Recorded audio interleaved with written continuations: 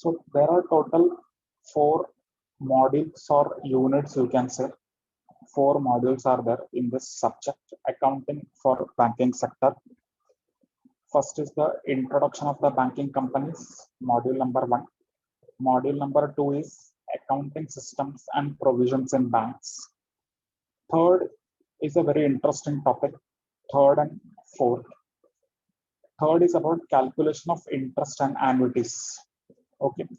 Here in third topic, you will understand about different types of interest, annuity calculation, how to make a loan table, amortization table, sinking fund, etc. in module number 3. And module number 4 is preparation of the financial accounts and reporting. Here we will be understanding about the profit and loss account and balance sheet of a banking company. Okay. So your syllabus of the subject accounting for banking sector is divided into 4 modules. Module number 1, 2, 3, and 4. Now, module number 1 and module number 2 are theory parts. Basically theory. Module number 1 is fully theory. Module number 2 is theory, and partly there is practical problems in provisions. Okay, otherwise it is a theoretical topic. Here we will understand about the Banking Regulation Act 1949. Okay, what are the legal provisions governing a banking company, etc. That we will understand in the module number 2, which is a majorly theory. Some part is practical, especially NPA calculation, etc. Module number 3 and module number 4 are purely practical topics. Okay, module number 3, just now we have understood, it is discussing about the different types of interest, annuities, how to make a loan amortization table, how to calculate equated installments, equated monthly installment or equated annual installments. Okay, so what is a sinking fund, etc. All that we will understand in the module number 3, which is purely practical. And module number 4 is preparation of financial accounts and reporting. Here we will do with the profit and loss account and balance sheet of a banking company. Clear? So this is the structure of your syllabus. Module number 1, 2, theory, 3 and 4 is practical. So it is 50-50. 50% theory, 50% practical. Some percentage of module number 2 is practical, not that much is there, especially NPA calculation and provision requirements. That will be practical part. Other than that, all are theory in module number 1 and module number 2. Okay, so how we will start? First, we will start with the module number 1 because it is introduction of the banking companies. Then we will go with the module number 3. Okay, then module 4, and lastly we will do module number 5, module number 2. Okay, so first we will do with the module number 1, which is the theory part of the syllabus.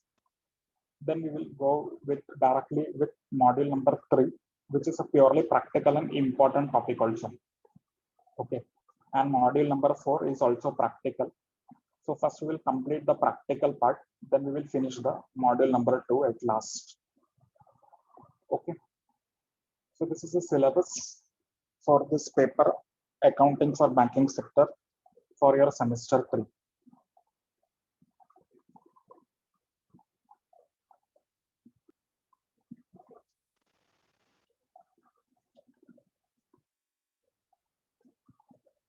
So let us first understand what is a banking company.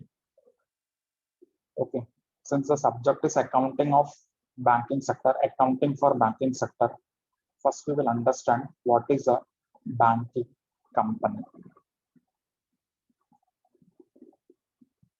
So the meaning of bank is a company which transacts the business of banking in India. So meaning of bank means what? Bank is a company which is doing the business of banking. So if any company is doing business of banking in India, that company will be called as bank. Like various banks are there, no? Punjab National Bank, Bank of India. Okay, like that, many banks are there, list of banks are there. So what is a bank? Bank is a company which does the business of banking in India. Now it is very important to understand what is the meaning of the term banking. So next is banking. Banking means what? Banking means accepting for the purpose of lending or investment. Okay, accepting for the purpose of lending or investment. Accepting what? Deposit of money from public. Okay, so if any company is doing this business, it is accepting deposits of money from public for two purposes. Either it can be for lending or it can be for further investment. Okay, and that money should be repayable on demand or otherwise. Okay, or it can be withdrawal by check, draft, order, or otherwise. Okay, very interesting definition of banking. Banking means what? Accepting money from public for two purposes, either for lending or making further investment. Okay, and one more condition is attached to this definition, meaning that money should be repayable to public on demand. Okay, whenever the public will demand money, bank should repay them, or they can withdraw it by check, draft, okay, order, or otherwise. Otherwise means what? Like ATM cards. You can use ATM cards also, no, for withdrawing the money. Okay, or for making payment, etc. You can use the ATM card. So otherwise will include all other different modes through which you can withdraw the money. Okay, in recent times there are various means through which you can transfer the money, like Google Pay is there, Paytm is there. Okay, like by different methods will come under this word otherwise. Okay, so this is a very exhaustive definition. So any company which is in banking business in India will become bank, and banking means accepting money from public for two purposes: lending that money or investing that money. And at the same time, whenever the people will demand the money, bank should repay them, or they can withdraw it by check, draft, okay, order, or otherwise. So this is the meaning of the term banking and bank. Clear, everybody? This much comfortable?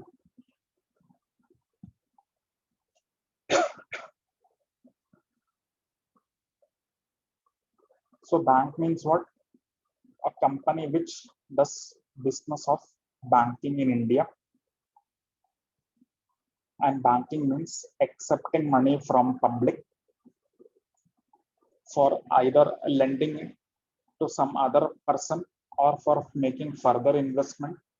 And at the same time, it should be repayable to the public on demand, or it can be withdrawn by check, draft, order, or otherwise, like ATM cards, etc. Okay. Now, what are the functions of bank? Main functions of bank should be accepting money, lending money, or investing money and repaying money on demand, order, or otherwise. So this is the main function of a bank. What are the subsidiary function, or you can say auxiliary function? They are transferring the money, okay, from one account to another account. Then sale, purchase of foreign exchange, collection of checks, giving advisory functions. Okay, nowadays banks give advisory function to their customers or clients. okay, regarding various issues. Then issue of locker facility, okay, underwriting of shares and debentures. This can also be the auxiliary functions of bank. Okay, underwriting means if some company is issuing shares and if there is a shortage, okay, minimum number of shares should be subscribed. No, if there is a shortage in subscription, then underwriters will purchase that shortage. That is meaning of underwriting of shares. So banks also act as an underwriters for the shares. Okay, transferring money,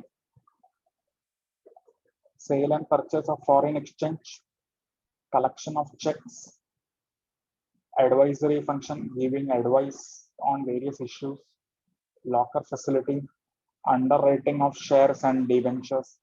These are all the issues or functions of a banks. But main function is accepting deposits and lending money.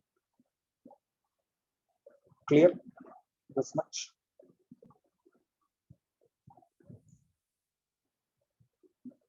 Now, next we will understand the features of a bank. What is the feature of a bank? First is dealing in money. First feature of a bank is that banking company will deal in money, that is accepting the deposit. Deposit must be withdrawable, okay, and that deposit will be further lent by bank to some other person, okay, or it will be invested by the bank in some investment areas. So basic purpose of bank is dealing in money, okay, and that deposit must be withdrawable. Banks are profit oriented organization, so they are commercial in nature. So banks are basically commercial in nature, no? Commercial banks. Okay. Bank act as a connecting link between the borrowers and lenders of money. Very important.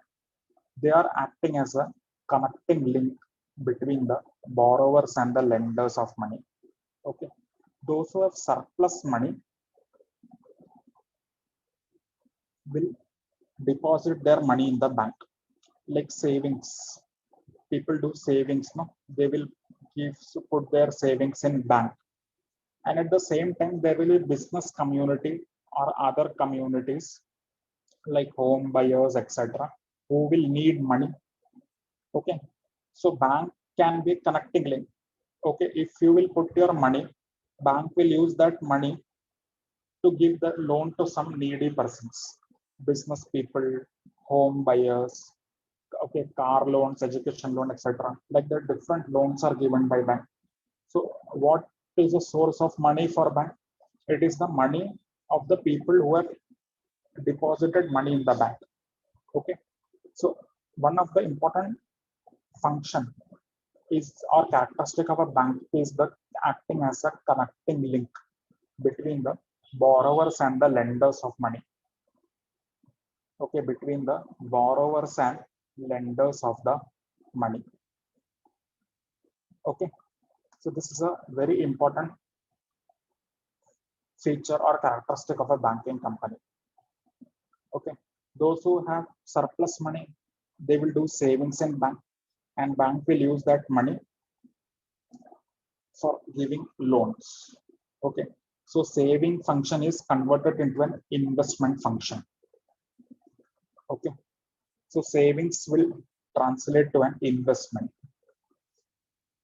Okay, if business people are taking loan, they will invest in some projects, etc., no?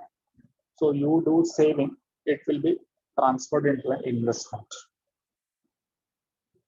Next is very important.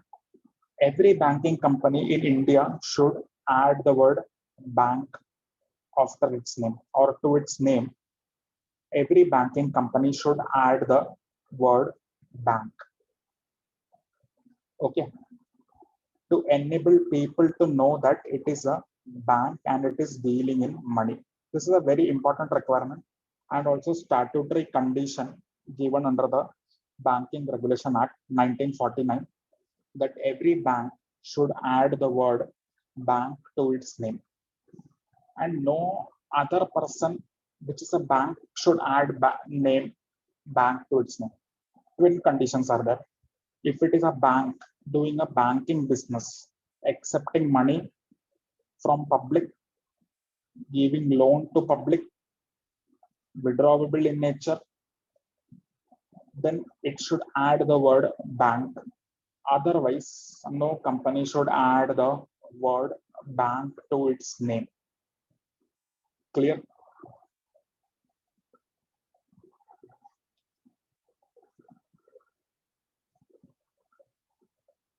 Now, types of banks. Next is types of banks.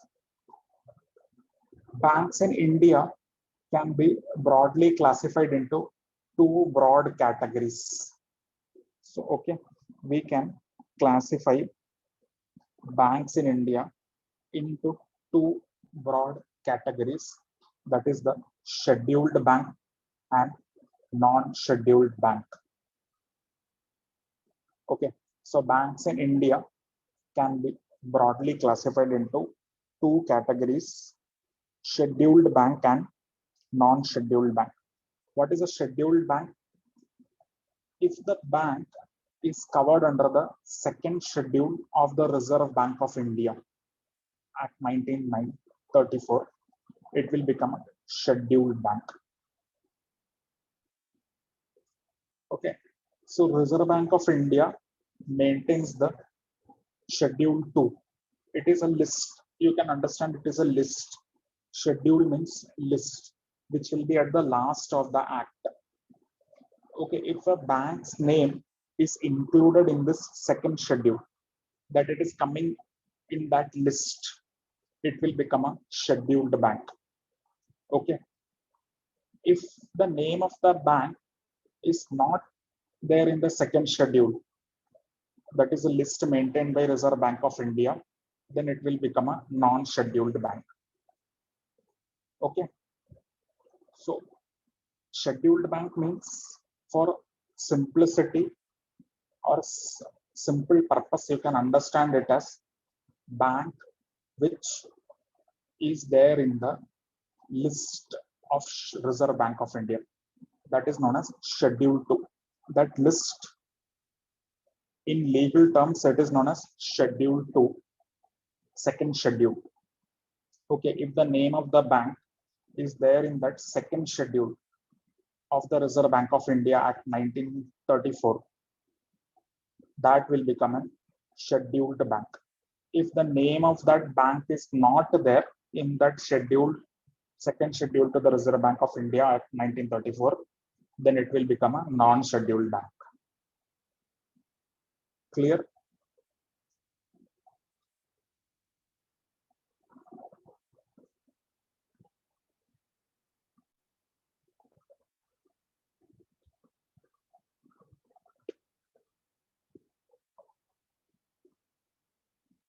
This much comfortable, everybody?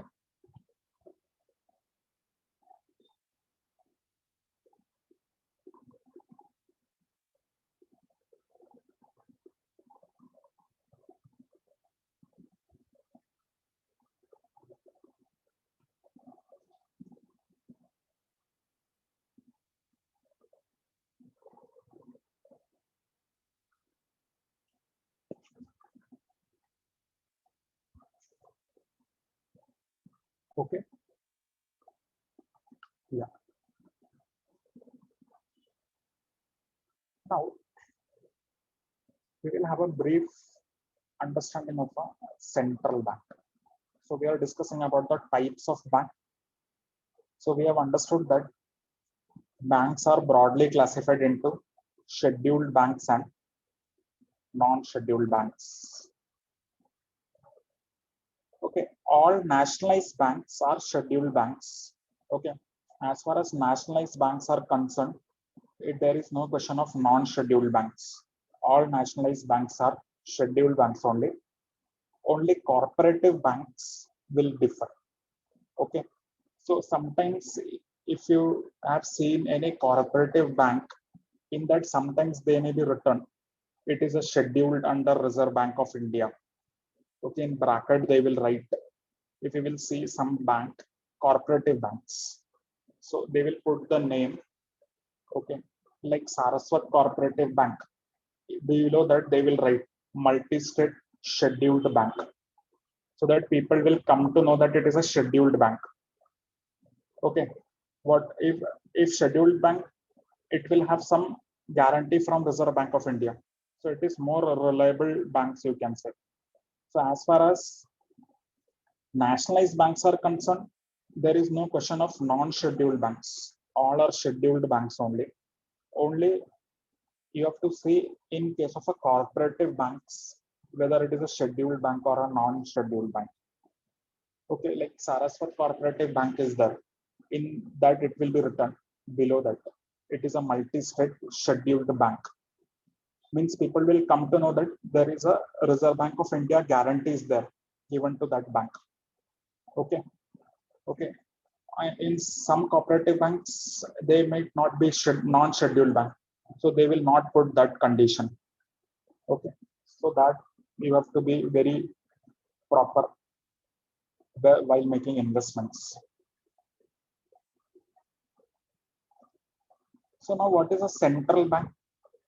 Central bank is the, you can say, apex bank of any country. Okay, it will be the apex or top bank of any country. Like in India, Central Bank of India is the Reserve Bank of India. Okay. Not to confuse with the Central Bank of India, there is also a bank named the Central Bank of India.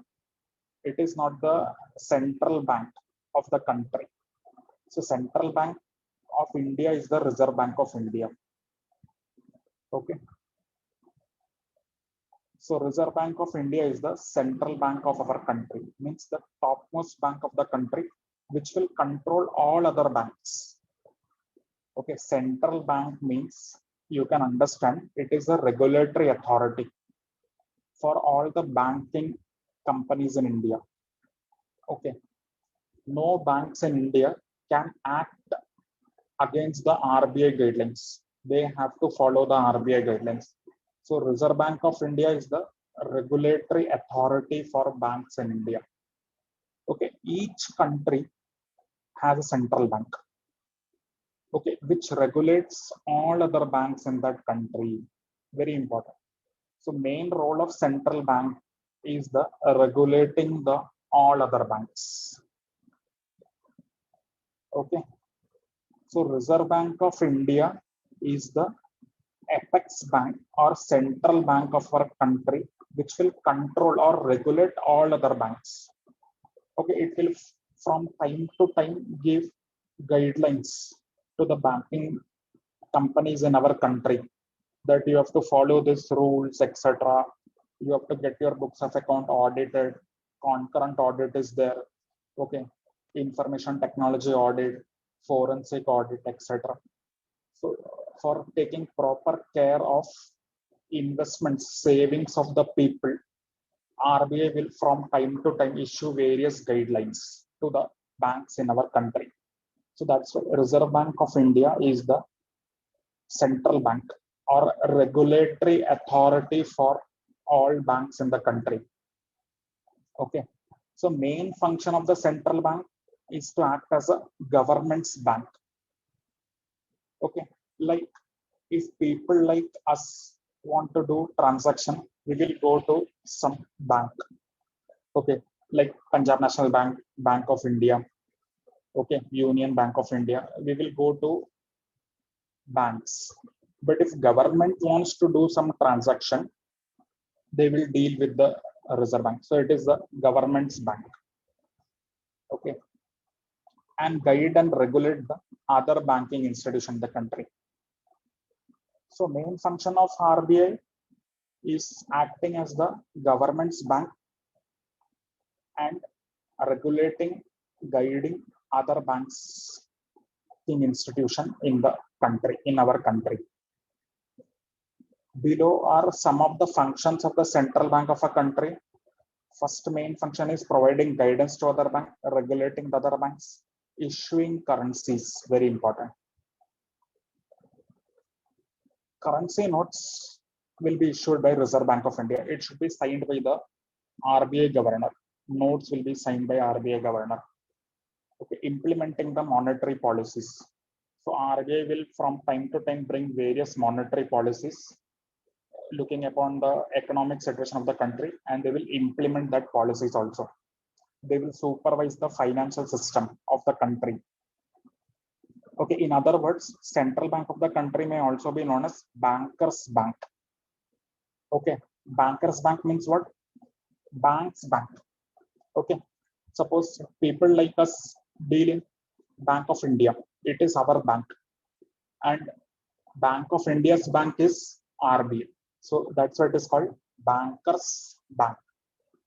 Okay, people like us will deal with some bank, Bank of India. It is a bank.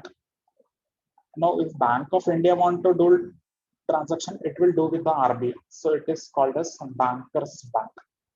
It will provide assistance to other banks of the country, manages the financial system of the country under the supervision of the government of India. So this is the central bank. Okay, this much understood everybody. What is a central bank?